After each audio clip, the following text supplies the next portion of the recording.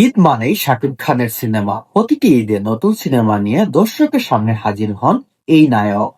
আগামী বছর এর ব্যতিক্রম হচ্ছে না। দুই ঈদেই থাকবে শাকিব খানের নাম্বার ওয়ান নায়কের সিনেমা। কয়েক মাস আগে ঘোষণা দেয়া হয়েছে আগামী রোজার ঈদে মুক্তি পেতে পারে এই অভিনেতা প্রিন্স ওয়ান আপনের টাইমিং ঢাকা।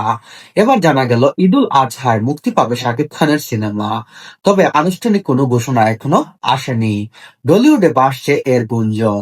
দুই তিনটি দুই তিনটি সিনেমার মধ্যে থেকে একটি সিনেমা মুক্তি পাবে ঈদুল আজহায়।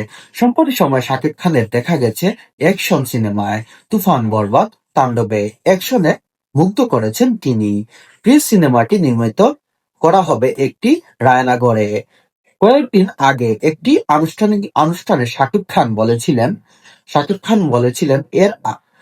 জানিয়েছেন রোমান্টিক গল্পে ফিরছেন তিনি। তবে কি তার কথা সত্যি হতে যাচ্ছে?